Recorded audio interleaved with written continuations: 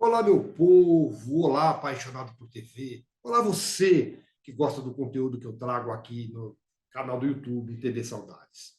Muito obrigado. Estou passando para te fazer um convite. Não, mas antes do convite, deixa eu te fazer um pedido. Você que gosta das entrevistas que eu trago, você que gosta do conteúdo que eu faço, por favor, me ajude a fazer o canal crescer. É muito importante para mim e que meu canal cresça para trazer sempre conteúdos melhores para vocês.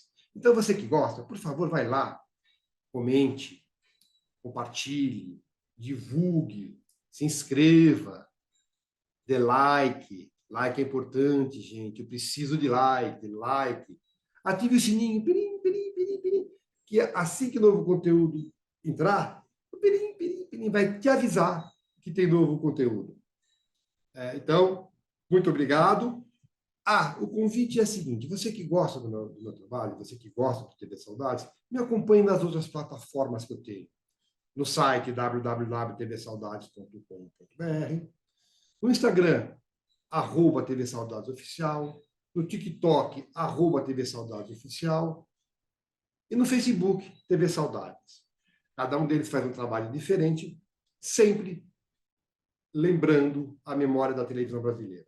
Agora eu te convido para assistir a nossa próxima entrevista.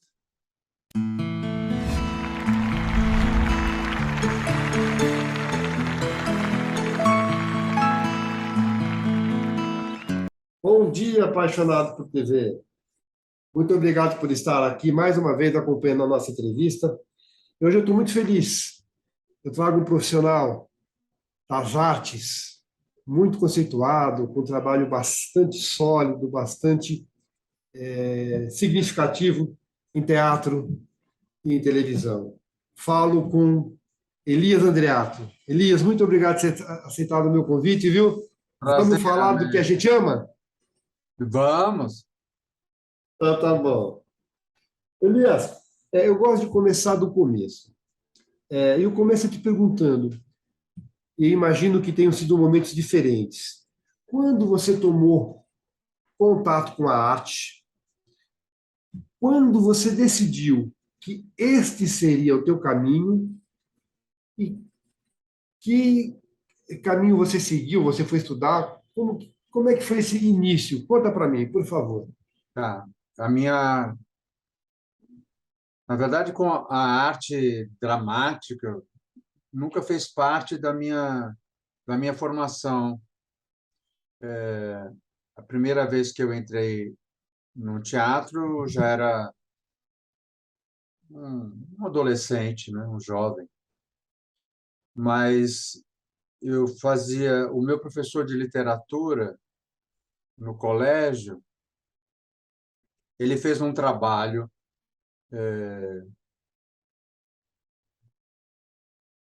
buscando mostrar o contraste entre o norte e o sudeste. E aí ele pediu para que eu fizesse um trabalho, né? Ele fez essa proposta, na verdade, e eu fiz um trabalho e fiz um trabalho através da música. Peguei Luiz Gonzaga, peguei várias músicas que falavam dessa trajetória da migração. E aí o trabalho ficou muito forte na época e a direção da escola proibiu o trabalho. E aquilo me deixou muito triste, porque eu tinha me dedicado muito. E aí ele falou: por que você não faz teatro? Aí eu falei para ele que eu hum, nunca tinha Pensado nisso. entrado num teatro, não sabia de nada, apesar do meu irmão ser um desenhista, tal. É bom a gente pontuar isso. Você é irmão do Elifas Andreato, É, falecido recentemente, isso, que foi um grande ilustrador, um grande desenhista, né? exatamente. E foi uma referência para mim muito importante. Foi o meu pai, foi meu amigo, foi tudo. Então, o professor falou: procura se interessar por isso, acho que é um caminho bom para você. Ele falou isso na aula e tinha uma menina sentada na primeira fila e falou: Ah, eu faço teatro amador em Osasco. Só uma coisa, Elias, desculpa te interromper. Isso foi na faculdade? Não, no colégio. Quantos anos você tinha? 17 anos. Tá, tá. E essa menina, a Elisete, falou que fazia teatro amador e o professor falou: Por que que você não leva ele? Aí ela me convidou para, no final de semana, ir com ela para o curso de teatro que ela fazia no Paço Municipal, lá em Osasco. E foi a partir daí que eu entrei nesse mundo. Comecei a, a me interessar. E na mesma sequência, nesse mesmo ano, me levaram para assistir um show da Maria Bethânia, que chamava Rosa dos Ventos. Eu era moleque, nunca. Aquilo foi para mim foi um impacto muito grande. Era um espetáculo lindo, com direção do Fauzi Arap, cenário do Flávio Império, com textos de Fernando Pessoa, Clarice Lispector, enfim. E aquela mulher realmente mudou a minha vida. A partir daquele momento, eu decidi que eu queria estar naquele lugar ali. Foi ali que a música mordeu. Ali foi, eu não sei o que que aconteceu internamente, mas foi muito avassalador. Engraçado que foi a música, né? Foi tudo, Qual foi a presença de palco? O que que você acha que foi foi? tudo. Foi a música, foram os textos, os poemas, a presença daquela mulher deslumbrante. Aquilo foi um encantamento que perdura até hoje. Aquilo é muito forte em mim. E a partir dali você se dedicou. A partir dali eu decidi que eu queria ser um ator. Você foi estudar arte dramática? Não, não estudei. Eu continuei fazendo teatro amador, eu Tá. trabalhava e, e daí fui seguindo esse caminho. Daí comecei a trabalhar como técnico em teatro profissional, Ah, você foi porque técnico de. o meu irmão, nessa época, ele fazia cenários, fazia cartaz de teatro. Então, ele me apresentou para o Abujamra, para o Fagundes, falou se não tinha um trabalho para mim. Aí, o trabalho que tinha, eu era camareiro e contra-regra. Ah, você começou nas É, coxias. é. E aí, eu organizava tudo, limpava o camarim, servia café, cuidava do Fagundes, cuidava da cenografia, abria o pano, fechava o pano. Depois eu comecei a operar o som, enfim. E foi a partir daí que eu fui ficando. E diz uma coisa, então, você é como a gente brinca, rato de teatro, então você fez tudo em teatro. Sim, tudo. Depois que você se profissionalizou, você fez cenário, você faz cenário também, você faz figurino também, Cenário, figurino, luz, só não som, faz trilha. trilha, Faz trilha também? também. Ah, Faço tudo. Em teatro fiz tudo. Já fiz divulgação na época, que hoje é assessoria de imprensa, já fiz tudo. tá, tá.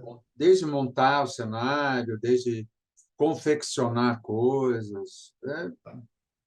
Ah, interessante. Eu não sabia disso, tá, Elias?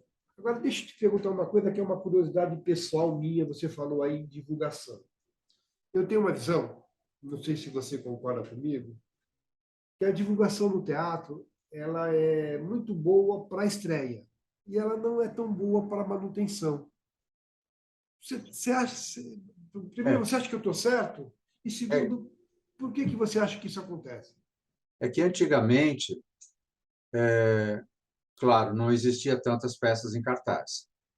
Então, o trabalho do divulgador era o lançamento, onde você conseguia matérias, né, de estreia, matérias importantes, ou na capa do caderno de artes. E depois, o papel do divulgador era manter a peça na mídia, ou seja, no jornal. Sim, sim. Então, se criava o que a gente chamava de alguns ganchos, algumas fotos novas. Agora, o teatro foi perdendo espaço na imprensa, né? Com a quantidade de peças em cartaz, não é possível. Então, o espaço na imprensa escrita diminuiu muito. Então, tem gente que nem consegue matéria de lançamento, de estreia, né? Você acredita que é possível resgatar Acho isso? difícil, porque mudou tudo, né? Através agora dessas mídias atuais, a própria pessoa tem o seu Instagram ou tem o seu canal, ela mesma divulga, porque se você for esperar que alguém consiga alguma coisa, é muito disputado, aí são outros interesses, né? Tá, tá. Bom, aí você nasceu, Elias, numa época em que a televisão estava começando, e você foi menino numa época que a televisão começou a descobrir a sua linguagem. Mas você disse ao mesmo tempo que você não era público de televisão nem de teatro.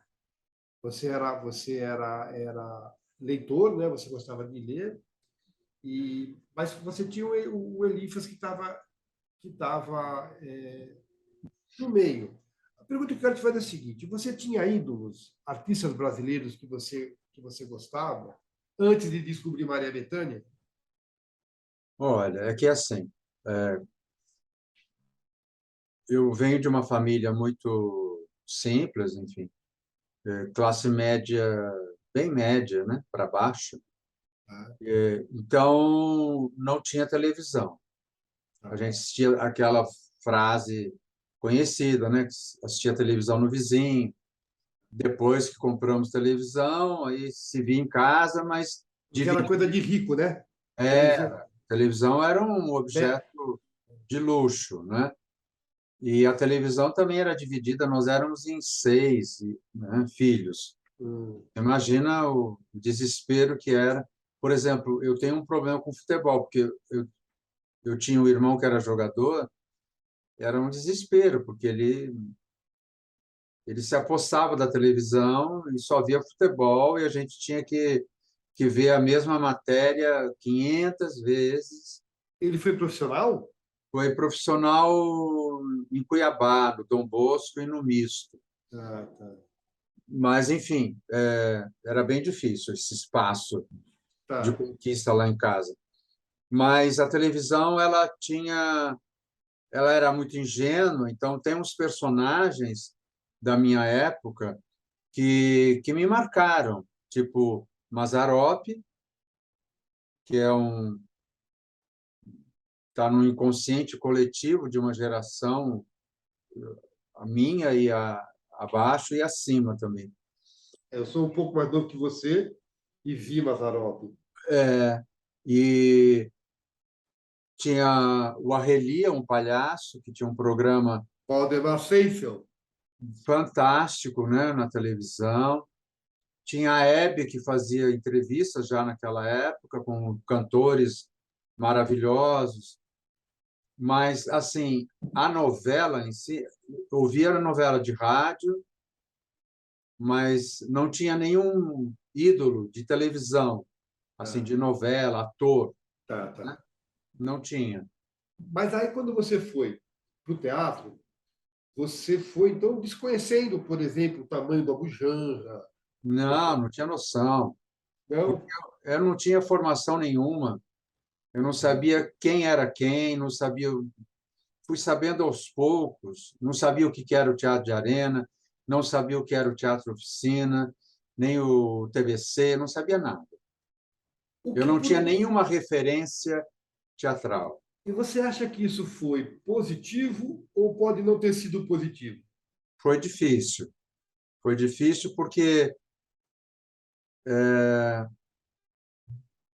isso entra dentro da minha trajetória como uma falha, quase que trágica, que vem através da ignorância, de não saber de nada. E aí sempre fui muito obstinado nesse sentido. tive que me esforçar muito, ler bastante para entender esse processo todo, porque eu não fiz escola de arte dramática e nem fiz nenhuma outra escola. Eu fiz teatro amador e fui me dedicando muito isoladamente, individualmente, tentando algum conhecimento. Mas isso me Agora. prejudicou muito, porque Então, mas agora, por outro lado, não tem aquela coisa de não tremer por estar contracenando com um monstro, um gigante, e não se assustar. Isso pode ter sido positivo, né? eu nunca tive essa, porque como eu não sabia, eu trabalho, meu primeiro trabalho como técnico foi com Fagundes, com a Bujanra. Depois eu trabalhei com Guarnieri, Otton Bastos, Renato Borges, Tergóis. Olha o nome das pessoas que está falando. É. Então, para mim, aquilo. Eu me lembro que quando eu fui trabalhar com o Guarnieri, eu completei 21 anos. Tá. Teve até uma festinha de aniversário para mim. Uhum. Então, eu não sabia a importância que essa gente tinha na vida cultural do país. Então, eu estava lá como um garoto querendo entrar naquele mundo. Sabe por que eu te pergunto isso, Elias? Porque eu fico imaginando o contrário. Hoje, você é um nome forte, você sabe disso, você é uma referência, e deve ter, muitas vezes, cruzado na tua vida com atores que eu estou trabalhando com Elias. Você sentiu isso? Já ouviu isso? Não, já ouvi, mas é que eu não, sem querer ser falso, isso para mim não tem essa significância, porque talvez eu não me levo muito a sério nesse sentido, não, porque eu acho que eu trabalhei com muita gente legal, e trabalhei com muita gente Não, difícil, não tão legal, né? não tão legal.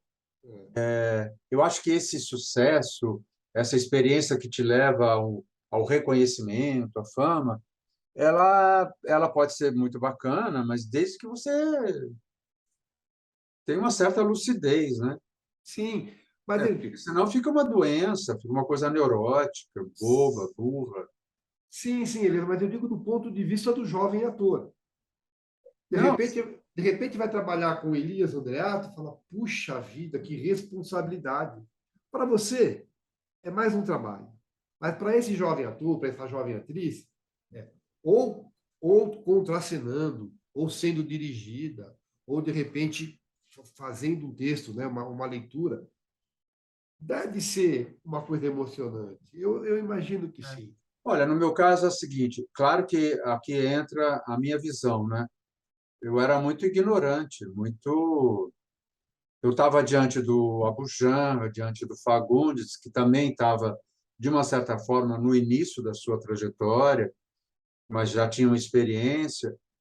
Ele era um ator de teatro, ele não era ainda um ator de televisão famoso.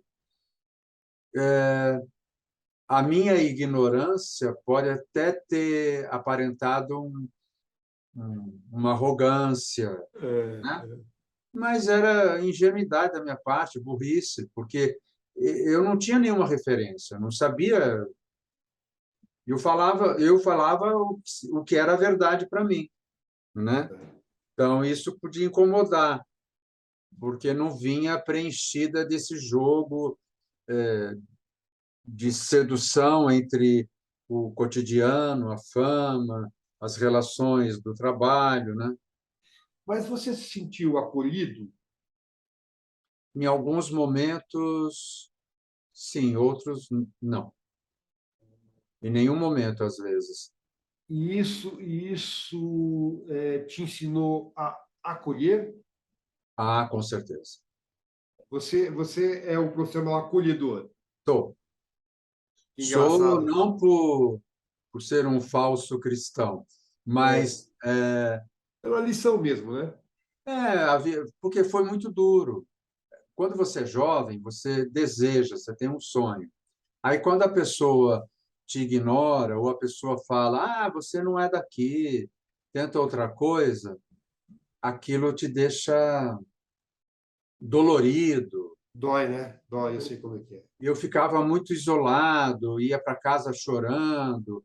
E até ontem falei isso para os meus alunos. Às vezes eu me lembro na minha juventude assim de chorar muito, porque eu percebia o quanto seria difícil. Porque não era um rapaz bonito, não tinha cultura, não tinha nenhuma informação, era de uma classe social média para baixo, difícil, não, enfim, muito despreparado. E a pessoa provavelmente falava a verdade, né? O que ela achava, Então, né? é isso. Mas isso me deixava muito triste. Tanto que eu falo hoje em dia, eu falo assim, eu sou a última pessoa que vou dizer para alguém que ela não pode. Mas você percebe isso em algumas pessoas? Às vezes até percebo, mas Não a é, vida, não tem receita certa, né? não, a vida tem tantos movimentos, sei lá, de repente essa pessoa pode fazer um puta de um sucesso amanhã e ela vai querer me dar aula de teatro, Uhum. né? Então, Entendi. É perfeito, é perfeito. deixa o destino se encarregar do que é melhor para cada um. Agora, me diz uma coisa. Com todas essas histórias que você está contando, com toda a instabilidade da profissão, você nunca pensou em desistir ou tentar outro caminho? Isso é o que você está dizendo essa semana. Essa semana, na segunda, eu pensei. Na Você segunda-feira, pensa todos os dias, na segunda-feira à tarde, eu pensei. Mas sempre. mas nunca, mas você tentou em alguns momentos fazer outras coisas? Tentei. E o que te fazia voltar? Olha, tem várias frases feitas, prontas aí para. Mas o que tem um. Eu acho que o teatro ele é tão transformador, ele é tão impactante na vida de quem percorre essa sensação, esse caminho inicial aí, que todas as dificuldades, adversidades, elas vão permanecer até o fim dos tempos, né, de cada um. Mas a gente insiste, porque é uma escolha definitiva, não tem como. E porque você lembra lá da Maria Bethânia que você se prometeu, é isso que eu quero fazer. É, eu lembro daquele encantamento, e você sabe que até hoje eu falo com ela sobre isso. Como isso é forte. Eu já sou um senhor, eu sou quase um velhinho, e a sensação que eu tenho, por exemplo, quando eu encontro a Betânia, parece que eu tenho 17 anos. Olha que delícia. É, eu não, é uma, faço quase que uma regressão. Agora, Elias, como público, você ainda nutre essa paixão, você gosta de ir ao teatro. Não, Adoro. não trabalhos seus, trabalhos Não, que adoro. hoje trabalhos do colega, trabalho. Você, Adoro. essa chama é acesa ainda?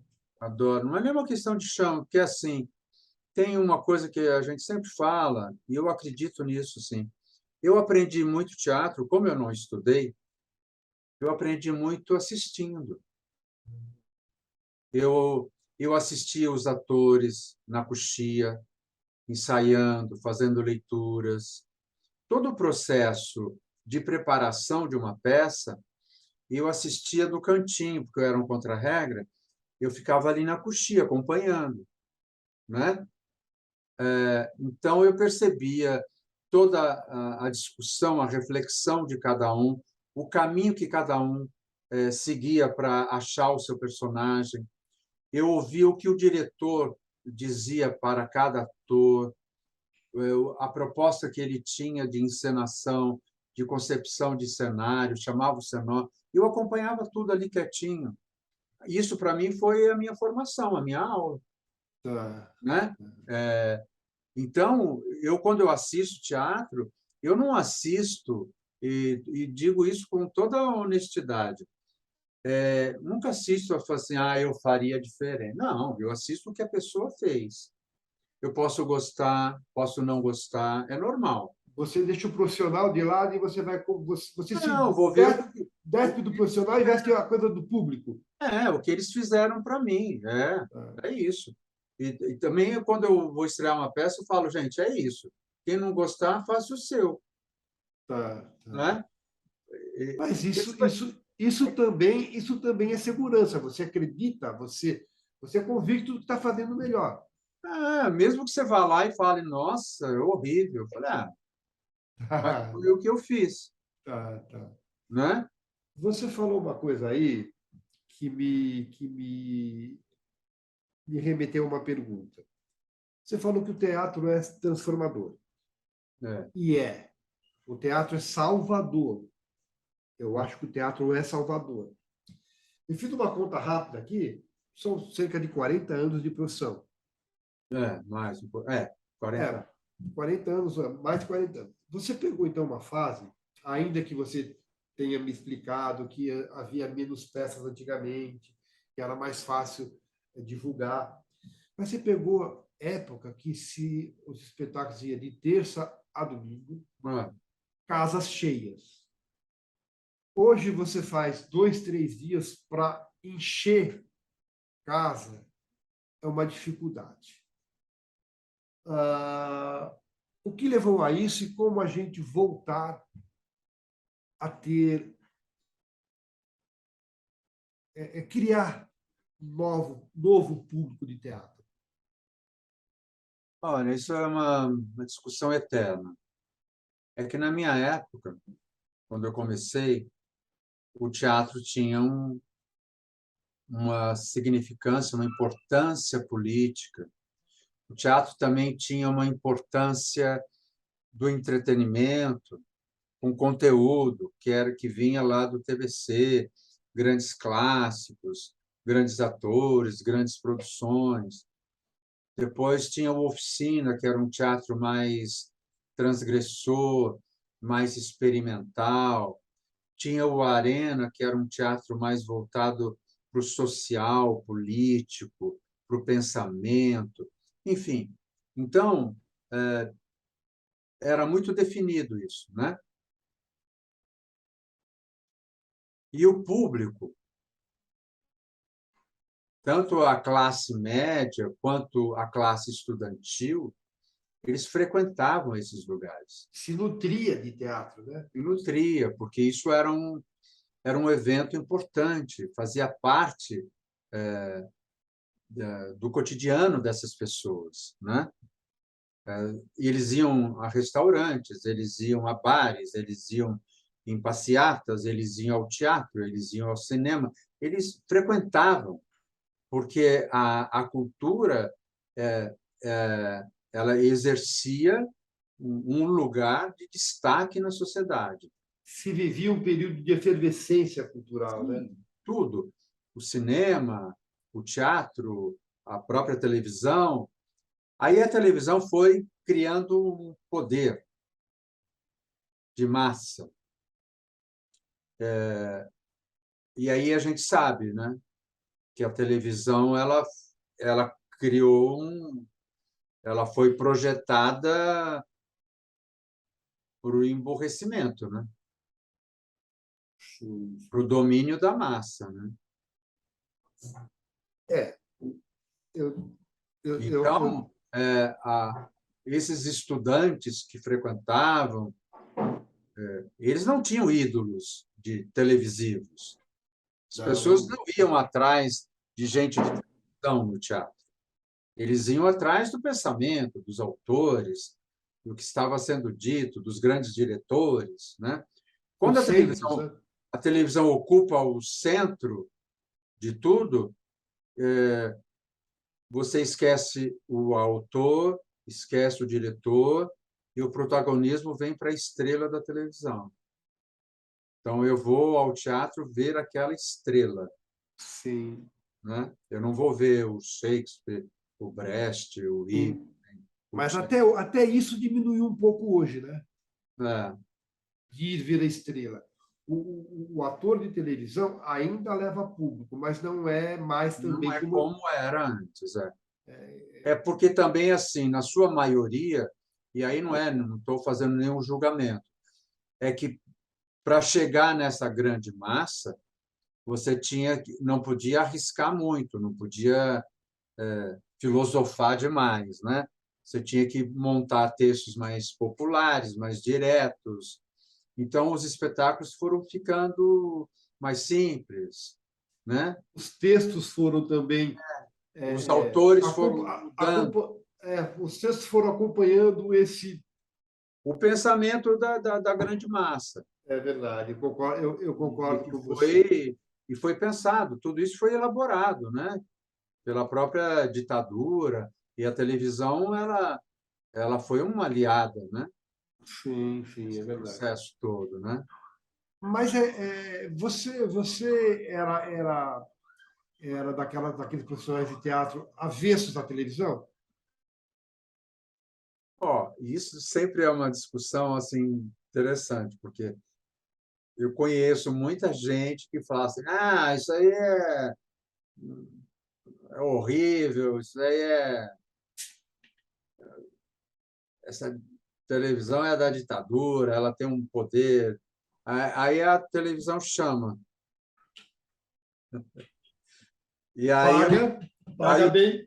o discurso muda, a pessoa vai e fala assim: não, é importante estar lá, porque aí você faz o seu teatro, o que você deseja.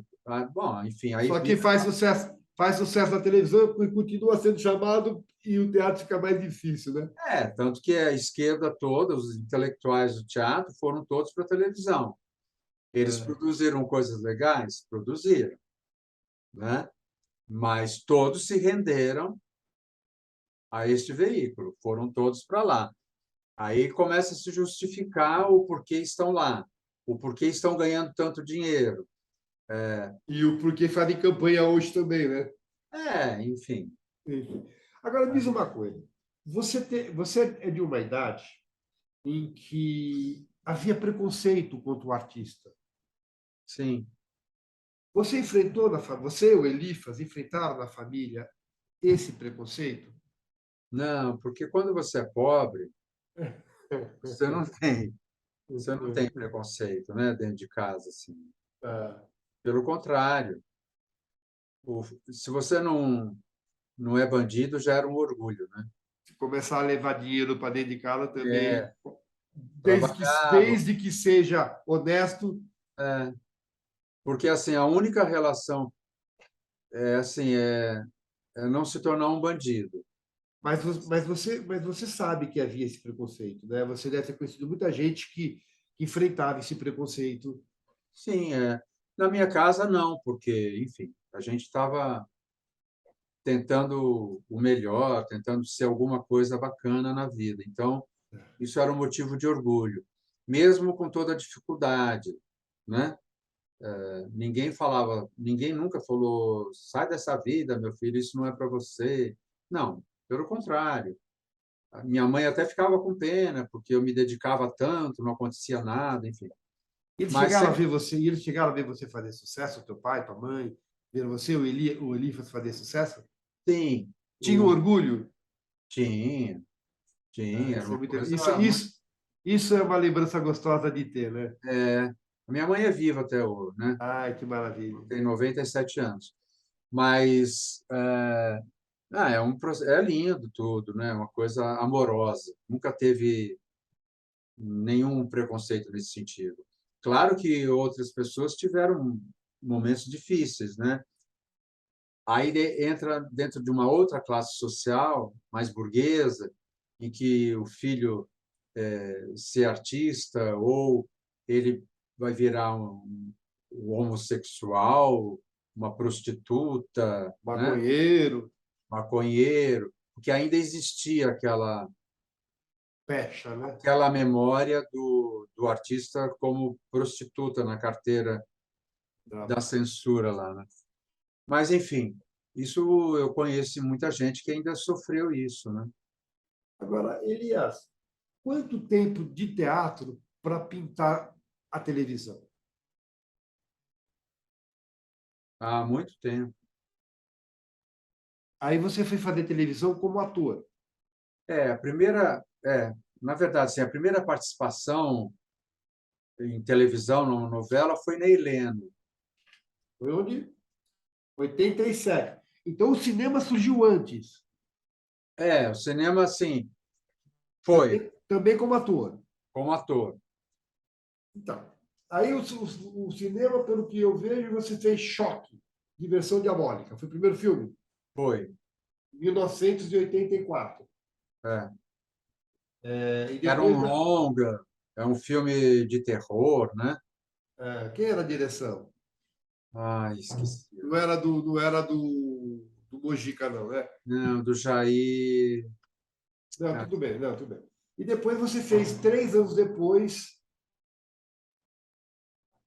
Helena, a novela Helena. Você era o Luiz Mendonça. é, Quer foi. saber se... Oi? Com direção da Denise Sarraceni e acho que assistência de direção do Luiz Fernando Carvalho, que Mas era eu um quero saber o roteiro. seguinte: um homem de teatro, com toda uma formação de teatro, com toda uma bagagem de teatro, é tudo muito largo, tudo muito grande, projeção de voz, o corpo tem que falar. Aí você vai fazer cinema, é tudo menos, bem menos. É a questão da continuidade. E televisão é muito mais parecido, é diferente do cinema, mas é muito mais parecido com o cinema do que o teatro. 3 linguagens diferentes. O homem de teatro, quando você faz essas 2 linguagens, estranhou? Eu acho que o estranhamento era mais de quem estava do outro lado do que meu, Ah, porque eu estava num momento de me experimentar, de novidade, né? Nessa época, as pessoas tinham horror de ator de teatro, né? é, Porque sempre diziam que a gente era muito exagerado, né? Como se a gente não soubesse diminuir nada, né? E eles não tinham muita paciência para explicar, nem tempo, né? E, enfim, eu acho que tem muita ignorância, às vezes, em relação ao que é interpretação, né? Interpretação é uma questão de sensibilidade, né? Se você estabelece um encontro verdadeiro entre um diretor e um ator, e você explica, vamos tentar fazer uma coisa intimista, bonita, delicada, através da delicadeza, ou da violência, ou grandiosa. Não vamos nos preocupar com o gestual, vamos sair do quadro, enfim, se definir qual vai ser a linguagem, todo mundo entende. Mas deixa, é que eles não têm tempo nem saco para explicar nada. deixa eu entender uma coisa, Lilias. Como no cinema e na TV, você só foi ator. Sim, só ator. Tá. Por Bom, exemplo, eu trabalhei com o Hugo Giorgetti no cinema. qual Que é um, filme? eu trabalhei, acho que fiz dois. Fiz Sábado e O Príncipe. O Hugo é um diretor aqui de São Paulo, né? Ele é um homem de uma delicadeza, de uma gentileza. É uma coisa. Me lembro que quando eu fui trabalhar com ele, falei, nossa, a vida sensível no cinema. Porque é um homem delicado, ele sabe o que ele quer, então mas ele vai com delicadeza, ele não vai com ignorância, ele não vai com violência. Falei, olha como é possível. Você tem vontade, ou já teve, de dirigir cinema ou televisão? Não, Você gosta das linguagens? não, acho bacana. Eu tenho vontade na televisão, porque eu fiz coisas pequenas na televisão. Eu, eu acho que deve ser muito prazeroso você fazer um personagem com significância, né, na trama toda de uma novela e você tentar cumprir essa partitura sem se perder, né? Deve ser muito prazeroso. E preparação de elenco, coach, essa é uma coisa interessante também, né? Hã? O coach, preparação de elenco, preparador de Ah, elenco, sim. isso você já Eu não, fez? eu não peguei nunca. Tem uma coisa que você faria. Não sei. Tá. Sabe por quê? Porque eu tenho paciência quando eu estou dirigindo, quando sou dirigido, porque eu faço parte e eu sei o resultado. Agora, não sei se... Você se produz no teatro? Sim. Então, eu tenho duas perguntas para te fazer. Quando você não se produzia, você tinha pudor de pedir papel, de pedir trabalho? Olha, como eu nunca fui chamado, Hum. eu comecei a me produzir porque as pessoas não me chamavam, né? Então, eu descobri muito cedo que se eu não fosse atrás, não ia acontecer nada. E não acredito em pedir. Então, mas você, como produtor, deve ter recebido muito pedido. Não, sim, Você se recebe. incomoda? Não, não me incomoda, não. Eu, por exemplo, eu participei da montagem do Morte e Vida Severina agora, né? Ah, com o Jandir, com a Jane Figarella. É, Ah, conheço a Jane. é, Jana. Jana. Então, aí a gente fez teste. Isso foi uma experiência muito difícil para mim. Eu testar alguém. Eu não gostei desse lugar, não. Porque você não gosta de dizer não. Não é não Não gosta dizer de não. rejeitar. Não gosto. Não me senti bem. Ah, É, interessante. foi muito difícil. Eu queria ter ido na estreia, chamado para a estreia pela Jana e não consegui, ir, Foi muito infelizmente. difícil. Não, Tá. Quero falar de construção com você. Posso? sim. Primeiro, deixa eu te perguntar uma coisa. Qual linha que você usa? É a personagem ou o personagem? Como As você duas fala? coisas. Às vezes, as duas coisas. Tá. Como que você, como o ator Elias, constrói o personagem?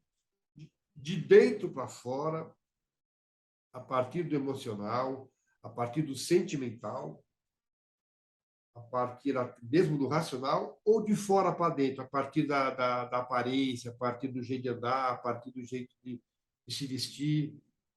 Depende, depende do texto, depende do personagem, depende do seu momento. Por exemplo, antigamente eu tinha muito uma imagem, um gestual que vinha a partir dessa imagem, desse gestual, eu começava a pensar um personagem e começar a mergulhar nele. Mas, às vezes, o movimento era muito interessante para mim.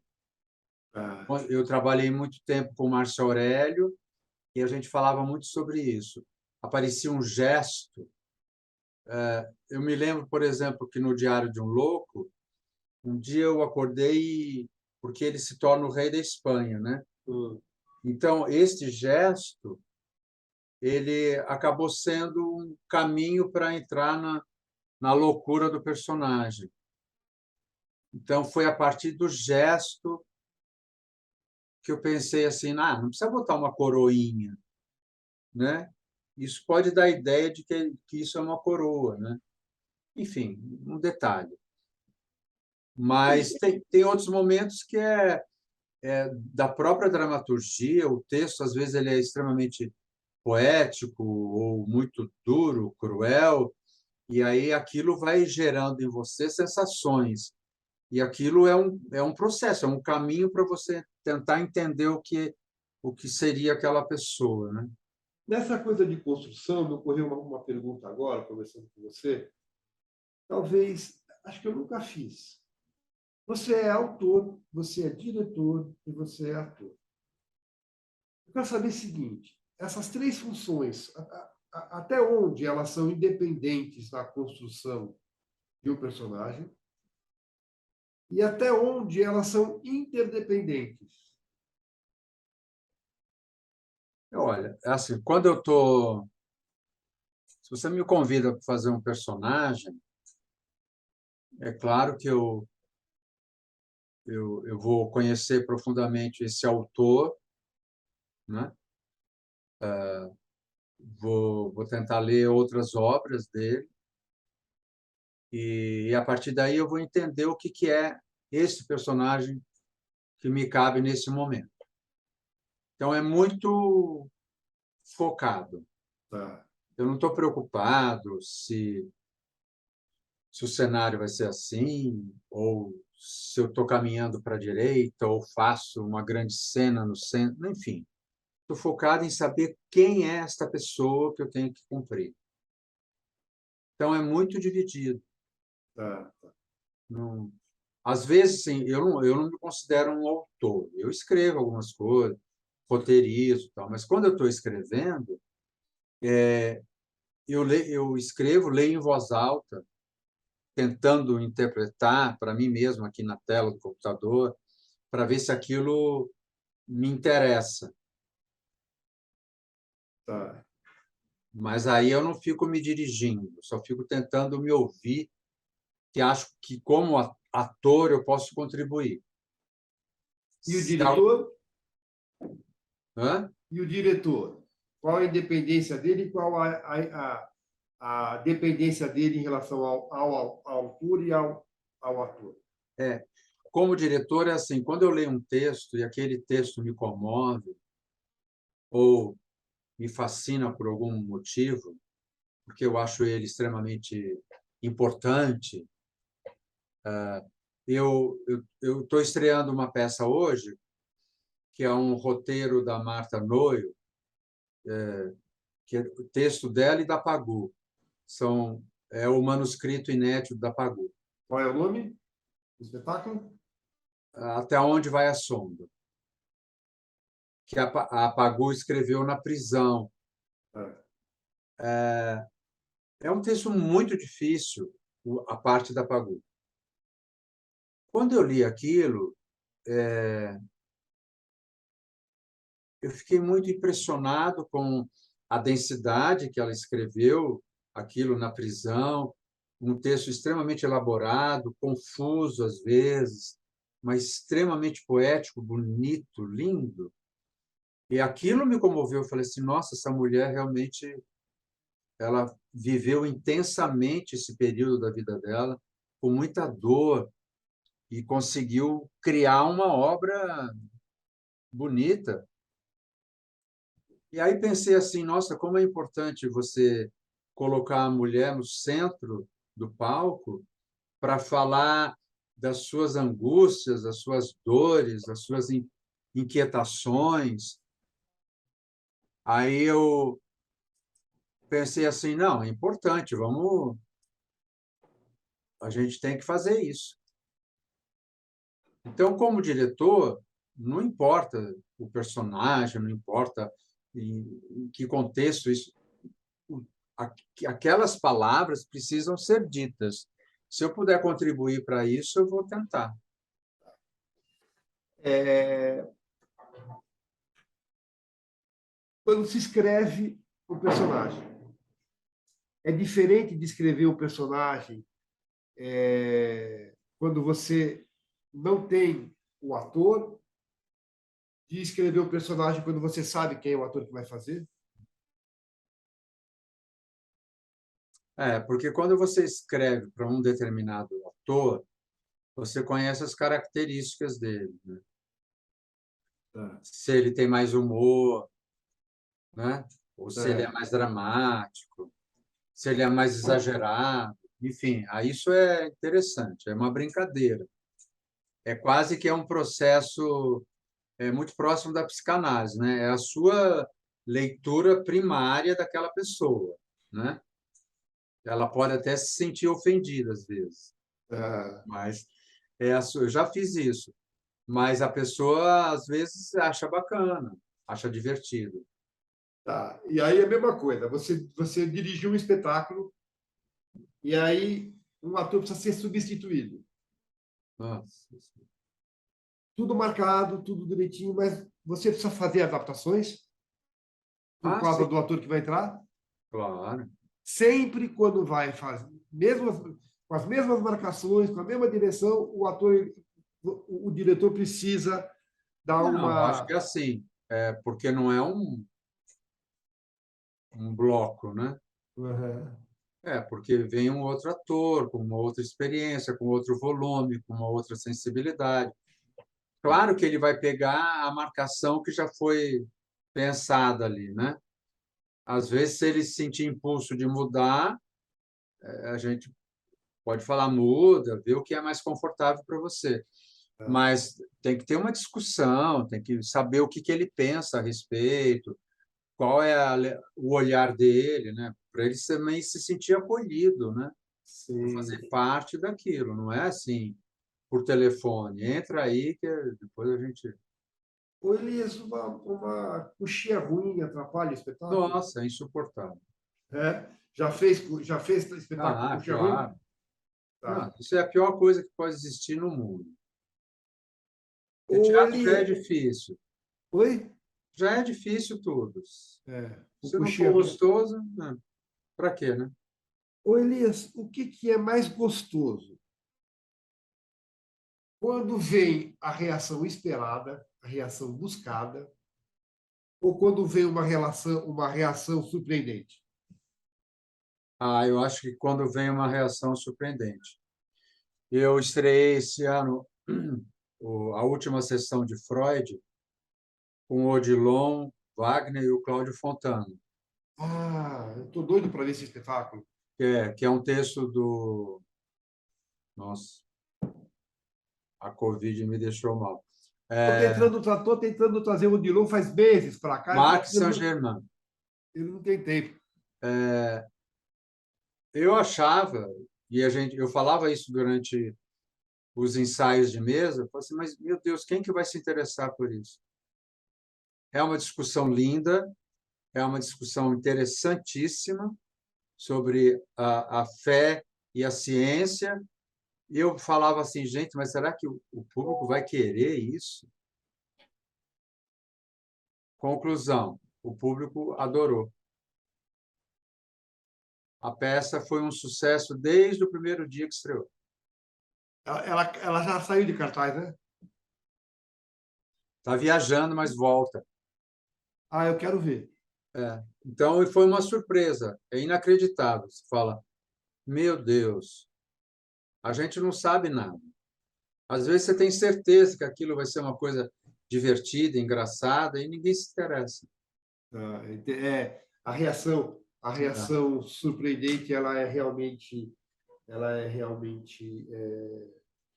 muito gostosa. Como ator, você precisa de concentração para entrar em cena. Você chega no teatro, no set, no estúdio, você chega com antecedência, precisa de um período de concentração. E para sair de cena é a mesma coisa? Ou basta vestir o figurino? Como é que é isso? é. Quando eu era mais jovem, eu precisava de muita concentração, tinha muitos rituais. Hoje em dia, não. Hoje em dia é mais tranquilo, porque eu acordo já concentrado, né? Eu É, acordo sabendo que eu vou fazer isso à noite. É claro que eu sempre chego cedo, porque eu sempre esse hábito. tive esse hábito, eu sou muito CDF nesse sentido. Eu chego cedo porque é uma forma de eu estar naquele ambiente, eu ajudo a limpar, se não tiver quem limpa, eu mesmo limpo, eu mesmo arrumo minha roupa, ou ajudo a mulher, e fico lá à vontade, fico lá, mas não sentado, meditando, rezando. Ah, essa é a tua concentração. Fazendo coisas, Eu, cuidando do espaço, falando com as pessoas envolvidas, enfim.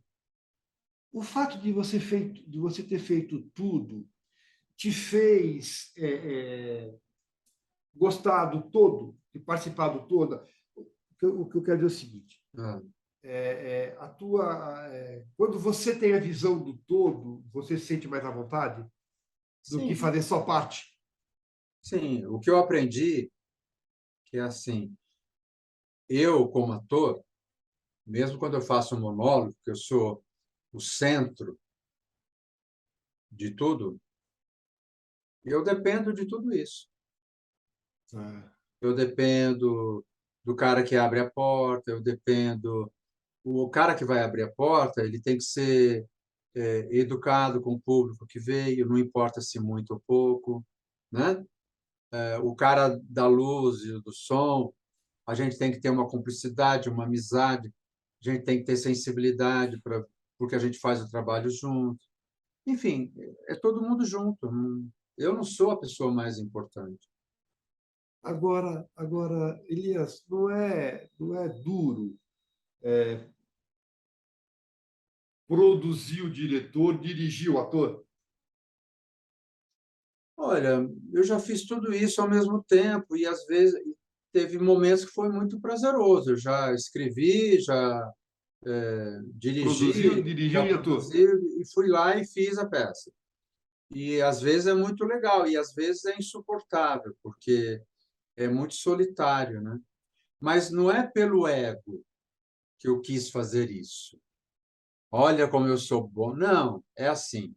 Porque às vezes é difícil você também conseguir que as pessoas estejam na mesma sintonia com você. Às vezes você faz uma coisa, não é exatamente o que a pessoa gostaria de fazer naquele momento, né? Às vezes eu tenho uma ideia tão pronta que se eu for chamar alguém, vai ser difícil para mim, vai ser difícil para a pessoa. Vai fazer a coxinha ruim, né?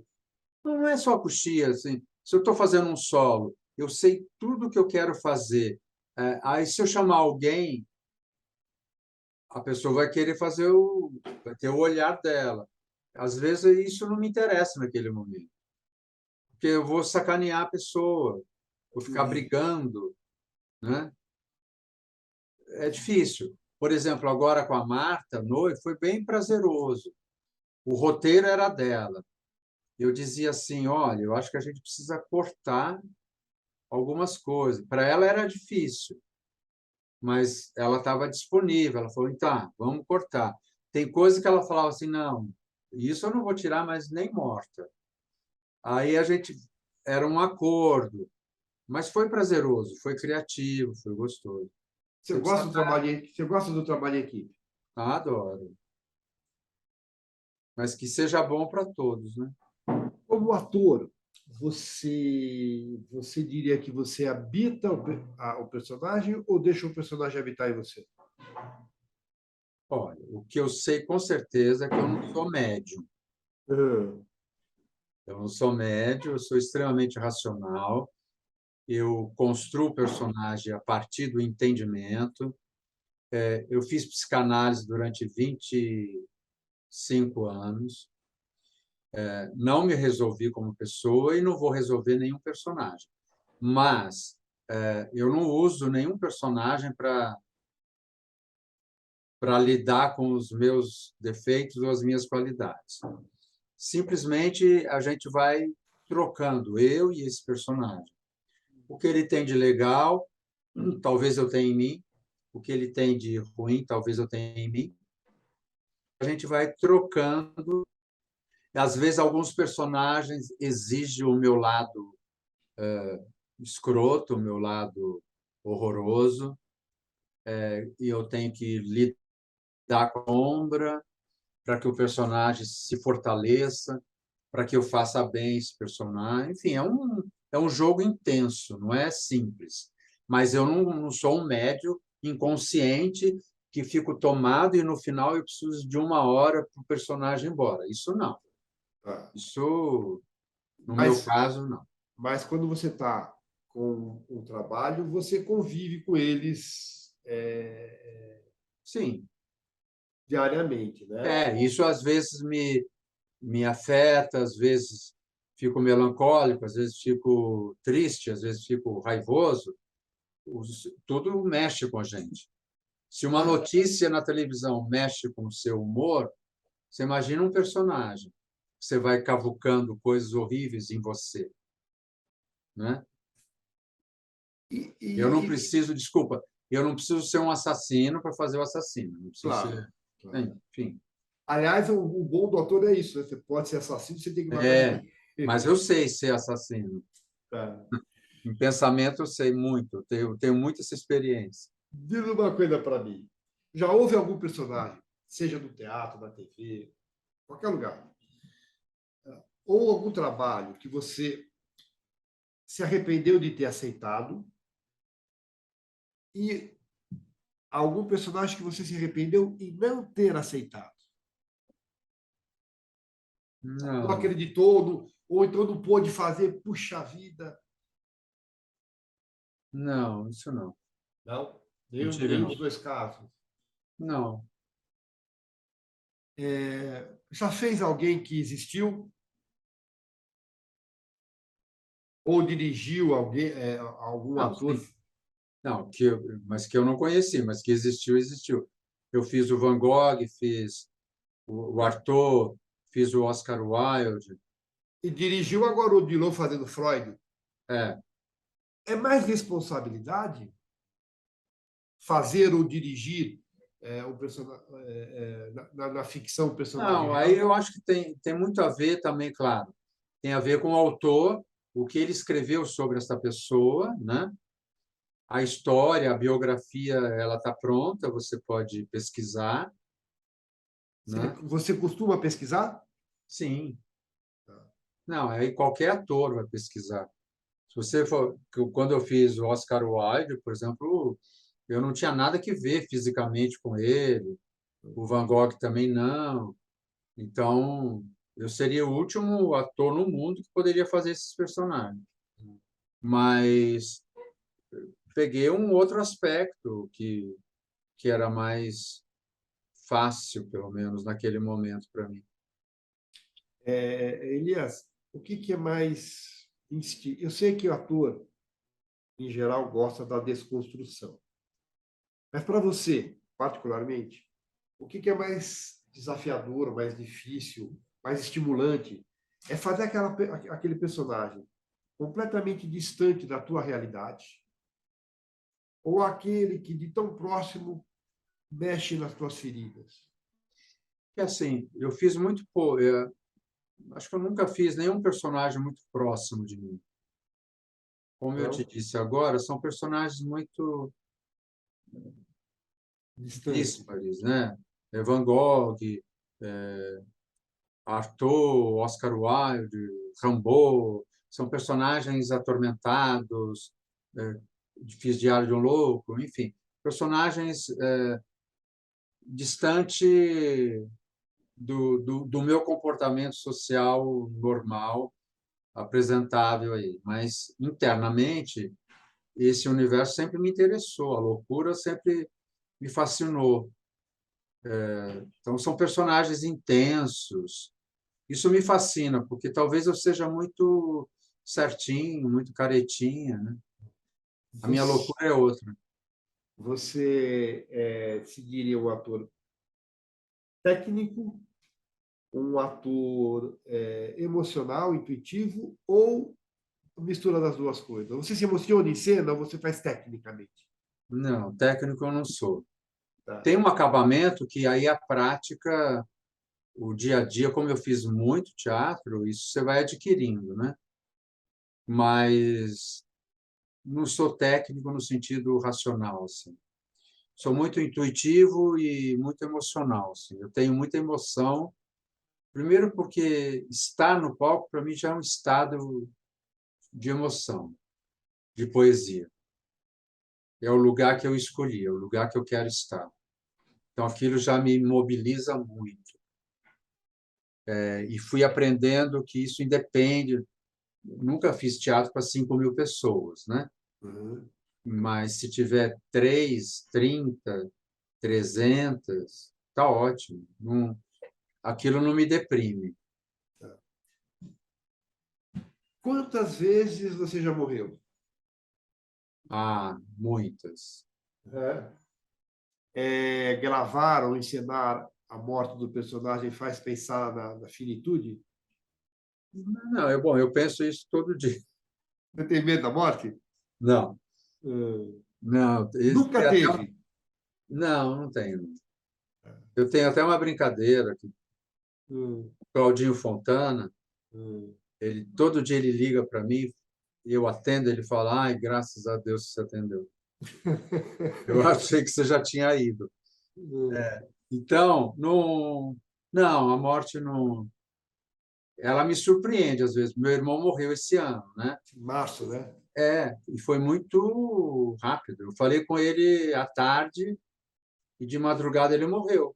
Ele teve um infarto, o que foi? Foi. E ele Ah, estava ótimo, quer dizer, ele estava se recuperando, ele ia ter alta no dia seguinte. Então, isso me surpreende. Eu falei assim, nossa, falei hoje com a pessoa, né? Mas eu não. Eu tenho medo da doença, o que ela possibilita ah. como finitude, né? Assim, dificuldade, assim. É, O trabalho dura algum tempo. Na televisão, alguns meses. No teatro, pelo menos o período de ensaio, e ainda que fique pouco tempo em cartaz, são alguns meses. No cinema tem toda a preparação, todo o período de gravação. Quando o trabalho acaba, qual é a sensação? Luto, alívio, vazio, uma mistura disso tudo? Tem tudo, depende do trabalho, tem tudo isso. Depende do trabalho, às vezes é um alívio e tem o luto também. Aqui no Morte e Vida Severina, que acabou esse ano aqui, foi praticamente um luto, porque era tão legal o espetáculo, a gente gostava do resultado que a gente criou e todo mundo se dava tão bem, era uma festa. E o fato de não encontrar mais essas pessoas virou um luto. Isso é uma coisa que, quando eu era mais jovem, sempre foi assim, isso me incomodava, mas a vida segue. Então, você vai indo. Agora, depois de mais idade, eu sempre não falo, nossa, que loucura, você convive com tanta intimidade, com tanta gente, todo dia ali, e de repente acaba, às vezes você encontra a pessoa, nunca mais trabalha com ela. E às vezes nem vê, né? Não vê. É... E para que gaveta emocional vão cada personagem ou cada trabalho? Elas ficam numa gaveta, assim. Eu tive uma experiência estranha que durante a pandemia eu eu refiz o Van Gogh, refiz o Oscar Wilde, que eram dois espetáculos que eu tinha feito há 30 anos atrás. Foi foi legal porque eu acabei produzindo durante a pandemia, mas por outro lado é uma sensação estranha, porque você revive o momento que você criou aquilo quando era jovem, com a energia, com tudo, e depois você se vê mais velho, tentando chegar lá e não consegue. É um pouco deprimente às vezes. Eu não consigo assistir muito isso. E você traz algum souvenir de personagem, algum de trabalho? Você costuma fazer isso? Não, não tenho muito. Às vezes fica alguma coisa assim. Agora, essa coisa que você falou de ficar mais velho, quero saber duas coisas de você. Você provavelmente, eu não sei se aconteceu com você, já foi substituído e já substituiu. Já aconteceu com Sim, você? Quando você substitui alguém, algum ator, ou não sei se você fez remake em televisão, você fez o remake de A Muralha, tudo bem. Você busca referência no ator que fez ou não?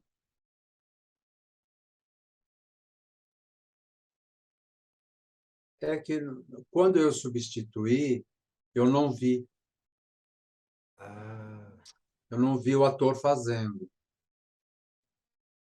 E agora, quando você é substituído, dá um certo ciúme do personagem? Será que eu fui substituído? Não me lembro disso.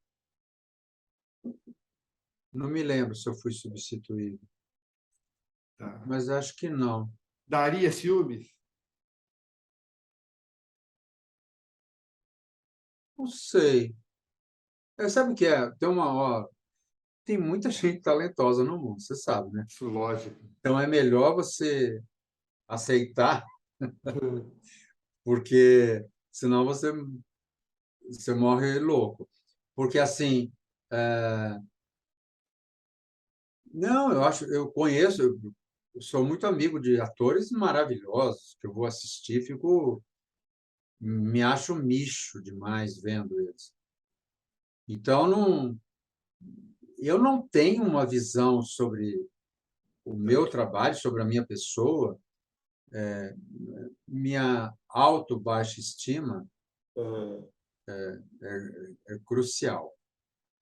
você decora fácil? Tem alguma técnica para decorar? Não, eu ainda decoro fácil. A técnica é o desespero. São todas as tentativas. Tá. O Elias, um protagonista num projeto meia boca, como ator, tá? Ou um personagem secundário mais bom num projeto muito, muito legal. E quando eu falo em protagonismo, eu também falo em remuneração, que é uma coisa importante. Ó, eu tenho, como eu disse para você, eu sempre produzi minhas coisas de uma forma pequena, fiz muitos solos que tem a ver com o que eu queria dizer, com o pensamento. Já trabalhei em produções contratado, fazendo papéis que não eram protagonistas. São experiências, algumas delas foram legais, outras foram muito chatas, mas, enfim, depende do momento, depende desse período que você vive naquela situação ali. Agora, quando o personagem é legal, tudo fica mais fácil. Hoje, Mesmo que a produção seja triste, mas se o personagem é legal, você já tem um lugar para se chegar ali. hoje você é professor, você dá aula para jovens, professor de atores, é o professor de teatro. Na verdade, eu não sou professor, eu dirijo o trabalho de formatura, Tá. eu não tenho formação acadêmica para ser professor. O que eu queria te perguntar é o seguinte: na tua visão, o que pesa mais para o êxito? Eu não estou falando de sucesso, estou falando em êxito de um ator. Talento ou vocação? Eu sei que os dois Ah, têm importância, mas o então, talento sem vocação, a vocação sem talento, como é que é isso? quando eu comecei, as pessoas deviam me achar sem talento, Tá, mas eu tinha vocação. tá. Eu queria estar ali, eu gosto de estar ali, eu me dedico. E essa dedicação, esse aprimoramento, essa entrega, talvez tenha lapidado o meu talento, né? Sim, tá. Porque, assim, claro, não sou o melhor do mundo. Tem gente que pode gostar de mim, tem gente que pode me odiar, mas eu sinto que eu melhorei muito nessa trajetória, como ator, como artista, porque a minha constância, a minha dedicação, né? A minha sensibilidade. foi me dando um acabamento. Então, acho que a vocação, ela, ela pode alterar alguma coisa, né? E o carisma? Ah, isso Isso não se pode lapidar, né? Isso se tem ou, não, se não, ou não tem se ou não tem. tem? Não tem jeito, eu não sei. E não tem a ver com beleza, não tem a ver com porte físico, não tem a ver com a voz, não tem a ver com nada. É uma coisa assim, a pessoa tem aquilo ou não tem. E é fundamental também, né? E eu acho que eu acho que isso é tudo. Perfeito. Porque às vezes você vê uns atores lindos, um homem de 1,90 m, e aí não acontece nada. É uma coisa que você fala, meu Deus. Eu vou te contar uma historinha rápida. Eu entrevistei há alguns anos atrás o Roberto Carlos, pessoalmente, presencialmente. E eu saí impressionado com o carisma do Roberto Carlos. Eu saí com a sensação de que se ele fosse nada, ele seria o nada mais famoso do mundo. Não é à toa que ele é o Roberto É, Carlos, eu acho, entendeu? Eu não sei se você conhece o Roberto Carlos pessoalmente, mas ele é não. extremamente carismático, é uma coisa impressionante. O Elias, por mais sucesso que se faça no teatro, o teatro não te dá uma coisa que a televisão dá, que é Sim. popularidade. Como é É. que foi para você, de repente, é, ainda que por um período, deixar de ser anônimo? Deixar de ser Anônimo. Chegar no lugar, anônimo. as pessoas começarem a te olhar. É que assim, claro que eu nunca fiz nenhum sucesso, porque quando você não está permanentemente na televisão, a pessoa acha que te conhece, Uhum. mas acha que te conhece da padaria, do bar, né? Ou te confunde com outro ator, né? Já No meu, foi confundido com alguém? não, mas a pessoa achava que eu ouvia coisas absurdas. Assim, fala, e aí, sumiu, hein? Hum. Eu falei, sumiu da onde? Ele falou, ah, da padaria, nunca mais te vi na padaria. Você nunca ouviu aquela coisa assim? Você não é aquele ator Não, de televisão? não, isso não. Mas tinha muito isso. É. Conheço você da onde? Aí sempre tinha assim, da casa do Júnior. Eu falei, não, filho, não, Não você não me conheço o Júlio. conhece. Desculpa. Era divertido ou era incômodo? Não, divertido, imagina. Então, Não, nunca tive esse assédio, né? Nem sei como é, mas acho legal, não? Talvez as pessoas mais famosas devem se irritar com isso, né? eu acho que se irritam quando há invasão excessiva, né? Me diz uma coisa. É, o homem Elias tem alguma restrição para o ator? Tem alguma coisa séria, sempre, eu estou falando sempre de coisa séria, algum tipo de personagem, alguma cena, algum trabalho que você não se permite fazer? Não, eu nunca vivi isso, mas nunca tive isso. É claro que se você falar assim para mim, o personagem vai ficar pelado.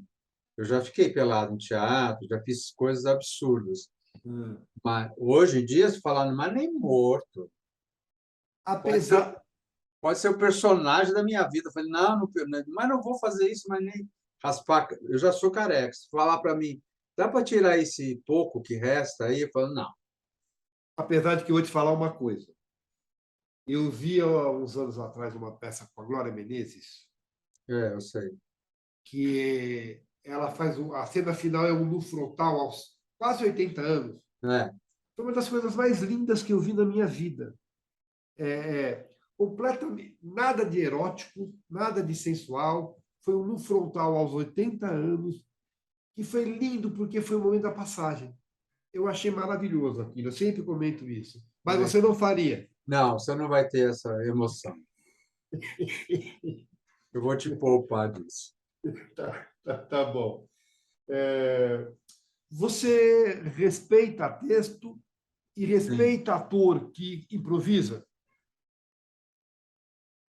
Olha, depende do espetáculo, mas respeitar a dramaturgia é o básico. mas Não, tem atores que improvisam geniais, né? sim, mas se o autor é genial, eu prefiro o autor. Tá. Sempre vou Você, preferir o autor. tá. Você, pelo jeito, faz pouca comédia. Você não gosta de fazer comédia? Não, eu me descobri muito recentemente esse lugar aí.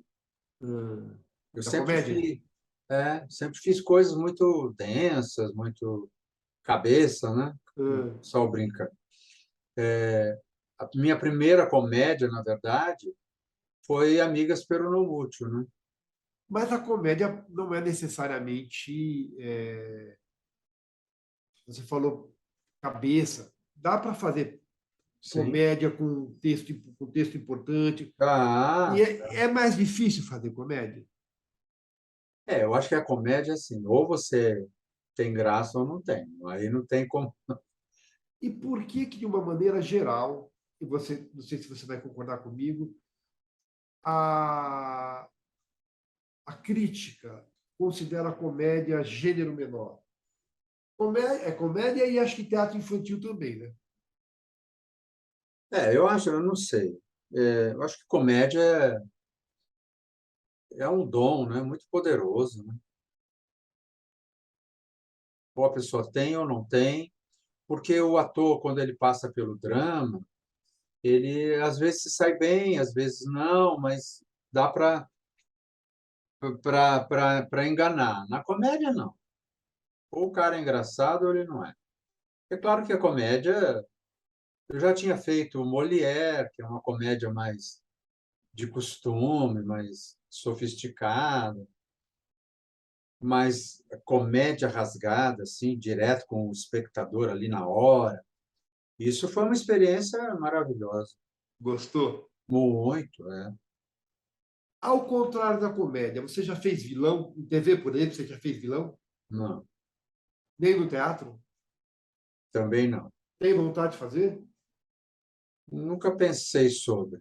O vilão é sedutor? É, o que todos dizem, né? A gente até brinca, né? Sempre tem aquela frase, que todo ator que está fazendo um vilão fala assim, ah, é o meu primeiro vilão, é uma experiência maravilhosa, né? Eu, Uhum. eu não tenho essa experiência do primeiro vilão. Tá, tá. Eu queria que você me falasse qual que é a emoção, como você disse que se emociona, como você disse que se emociona em cena, eu queria saber de você, para você, qual é a emoção mais genuína? É ao ler, não estou nem falando do autor, tá? É ao ler um texto, fazer esse texto, ou ver o texto pronto, ou ver a cena pronta. Acho que tem assim o que eu acho bonito no teatro é essa capacidade de você partir de uma ideia que está ali no papel, aquelas palavras, e você transforma aquilo em algo concreto e você expõe e vai alguém assistir. É uma trajetória muito tocante, que te dá um poder, às vezes. Você fala assim, pô, isso tudo partiu de um impulso meu. Eu fui tocado por essas palavras e isso me mobilizou a estar aqui nesse lugar agora. Então, isso é emocionante. Às vezes, isso é uma conquista muito poderosa. Assim. Quando você dirige o espetáculo, na estreia, você prefere ver da coxia ou da plateia? Sempre da plateia. É. Por quê? Ah, porque você vê junto com o público. Tá. Você consegue também se livrar do julgamento, das anotações. Eu gosto. Ô, Elias, o bom do fracasso, você deve ter vivido provavelmente as duas coisas Sim. nessa extensa carreira. O bom do fracasso e o ruim do sucesso. Olha, eu não sei se o bom do fracasso, eu acho que é a constatação de que faz parte. Você não dá peso além do que tem, né? Às vezes você escolhe fazer aquilo porque foi vital para você e as pessoas não se interessaram. Ponto. Acabou, acabou, a vida segue, vamos para outro. E o sucesso, ele também dura um período, né? É Uhum. legal, é prazeroso, é quase como um refresco, é como se a vida sempre fala assim, ó, descansa aí um pouco, que daqui a pouco vem chumbo. É, um bom público, Elias público, por toda aquela questão que você já me explicou, mas o que te incomoda mais? Um mau texto feito por bons atores ou um bom texto feito por atores não tão bons? Não, eu acho que é isso. Um bom texto feito por atores, às vezes não é nem tão bom, displicentes, né? E te incomoda mais? E assim, O bom texto feito por atores. É, quando o ator não entende a poesia, quando o ator faz de qualquer jeito, assim, a gente ainda vê isso, assim. Bom, a gente está entrando na parte final, eu quero saber de você algumas coisas. Na televisão e no cinema, a gente sabe que a edição é uma coisa importante, fundamental, faz parte do processo. Já aconteceu com você, num veículo ou no outro, e de repente fazer uma cena que você achou maravilhosa, e na hora que ela foi para o ar, ela foi retalhada? Retalhada não, mas o, Excluída? o foco era outro. Em televisão tem muito isso do corte, né? Às vezes você está fazendo uma cena dramática e o cara corta para mostrar a reação do outro, né? Ah, e como é que é? Ah, é horrível. É É, né? horrível, porque e não é pelo ego, não. Você fala assim, porra, mas o que que importa nesse momento? É o que esse personagem está vivendo ou o que o outro está escutando? Claro que é um jogo, os dois movimentos são importantes, mas será que não daria para a gente repensar esse corte? Enfim, mas aí é o olhar de cada um. Por falar nisso, você gosta de se ver no audiovisual? Não. Você, por quê? Você se olha com os olhos da severidade? Eu acho que ninguém gosta, né? Mesmo as pessoas mais lindas do mundo, elas não gostam muito. Eu acho uma desgraça. Mas tem as pessoas vaidosas. Ah, sim. E acho que está certo, porque a imagem, ela tem que se sentir bem. Ó, para você ter ideia, eu, durante a pandemia, eu comecei a fazer muita coisa pelo Zoom. E aí o meu pescoço incomoda. Quando eu me vejo, eu só vejo o pescoço. Mas é vaidade. Não sei se vaidade, me chama atenção. Eu não quero É, ficar com 20 anos, não é isso. tá, Mas aquilo me incomoda. tá, tá, é, Ah, e depois eu nunca me achei bonito, aquelas coisas assim.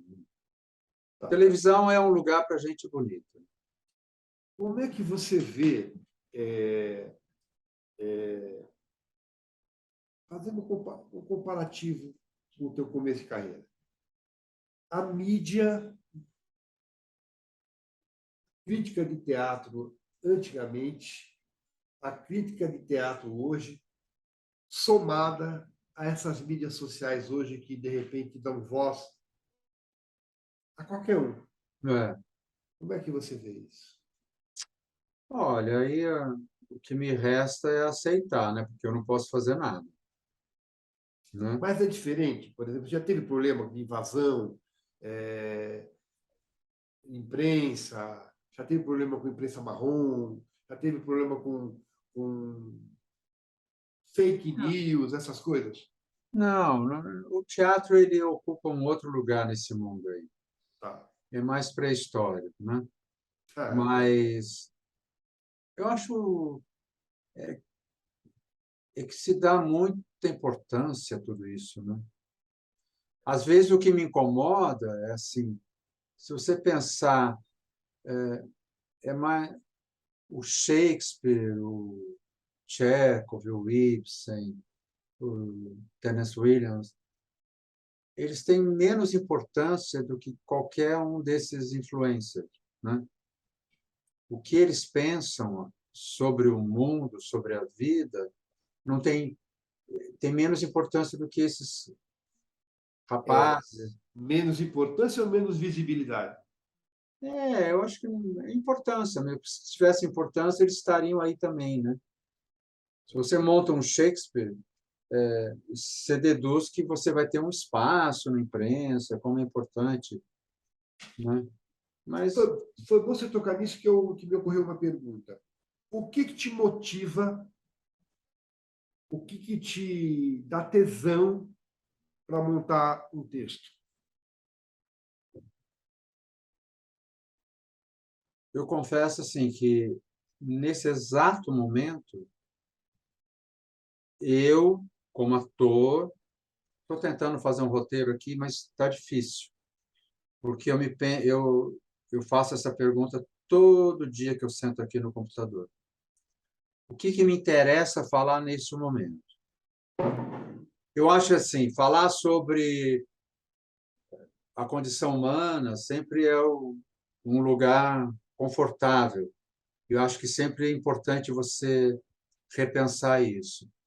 Falar sobre o amor, sobre as paixões, sobre o cotidiano, com uma visão mais poética, também é uma coisa que me interessa.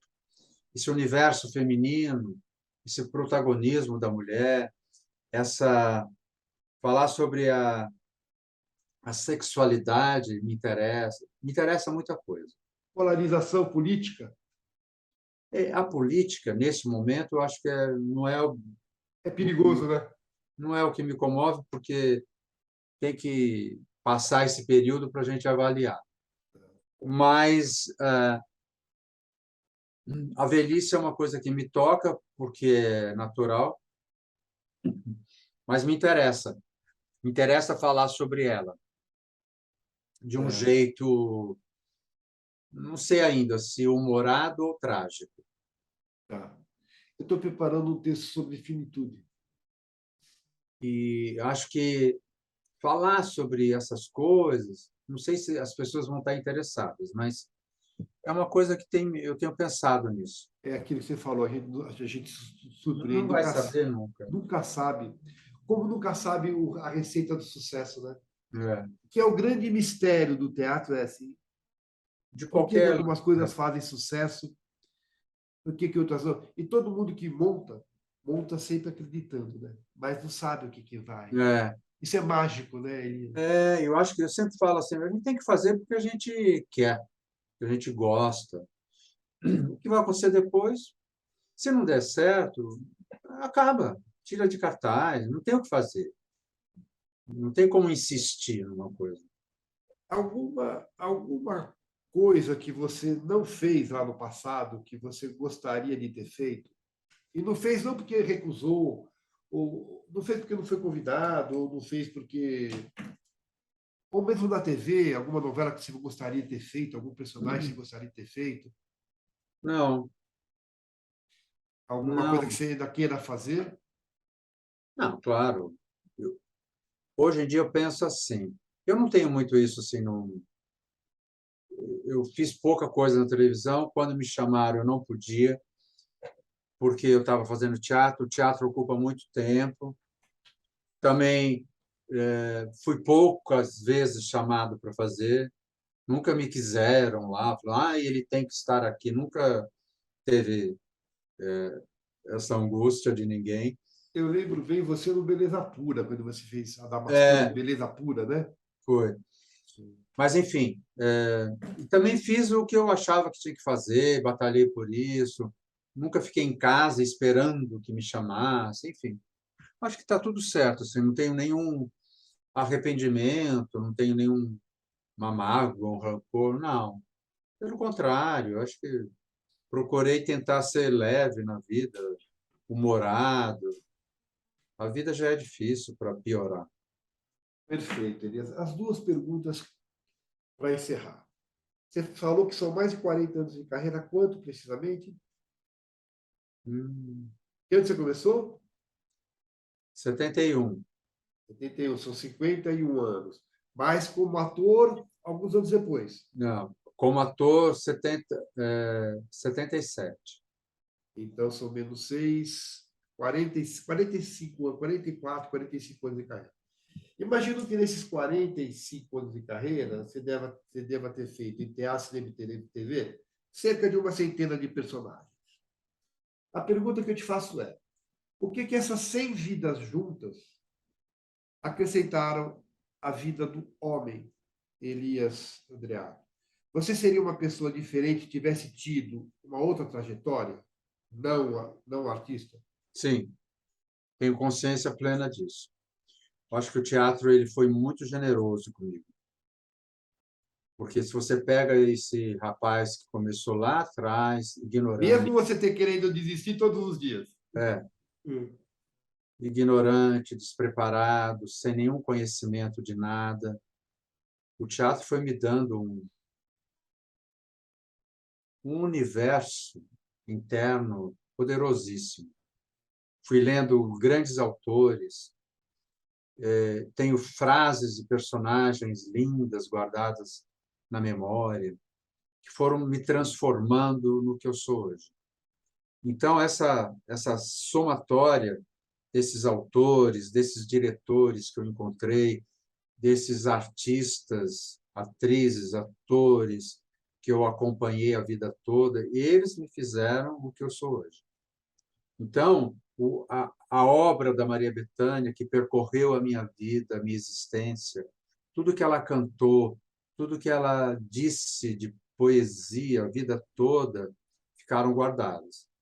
E eu me tornei o que eu sou hoje, graças a tudo isso. Tá. E para E a encerrar, minha dedicação. eu quero que você me responda agora com os olhos da generosidade. Eu entendi que o artista fez o homem mais feliz. Isso eu entendi. Mas com os olhos da generosidade, eu quero que você me responda. Você falou assim para mim: teatro me transformou no que eu sou hoje. A pergunta que eu te faço é: quem é Elias Andreato? Olha, eu acho que eu sou um artista, né? Antes de qualquer coisa, eu me dedico a isso, eu vivo isso, mas, ao mesmo tempo, eu tento estabelecer um duelo permanente entre esse artista e este homem, esse cidadão comum, porque eu sempre me esforcei para ser uma pessoa legal comigo, com os outros. Nunca sonhei em ser um artista absoluto, distante do que eu sou no cotidiano. Ninguém tem que suportar os meus defeitos porque eu sou uma estrela. Pelo contrário, eu tento resolver todos os meus conflitos, tento ser justo comigo, com os outros, para que a minha arte também possa ser bacana, possa ser simples, verdadeira. É o que mais me interessa. Acima de qualquer coisa, eu acho que, para mim, é a verdade. A verdade vem antes do ego. Claro que eu gosto de me expor, eu gosto de estar lá no centro, eu tenho vaidade, claro que eu tenho, mas a minha vaidade, ela está num lugar certo. Eu posso dizer de minha parte que, para mim, você sempre foi bastante acessível, bastante respeitoso, bastante objetivo, bastante educado, muito querido. Não. Espero que você tenha gostado da entrevista. Eu gostei bastante. Sempre aprendo muito com cada pessoa que passa por aqui. Espero que você tenha gostado. Ah, adorei, Américo. E assim, é louco isso, né? Porque a gente vive um período onde o registro de tudo é muito pouco, né? Não é? É verdade. É, porque embora a gente tenha tecnologia, tenha, mas pouca gente se interessa por registrar as coisas, né? Então acho que isso me mobilizou muito. Eu Eu, te, eu falei, pô, que legal, quer dizer, pelo seu interesse, pelo seu trabalho, antes de qualquer coisa, né? Porque você está trabalhando, é uma coisa sim, sim. te, que te seduz, que te comove, que te toca, né? É uma troca isso, né? Eu te agradeço imensamente a disponibilidade e o carinho. Ah, adorei. Grande beijo. Beijo, obrigado, né? Bom trabalho, tá? Obrigado. Tchau.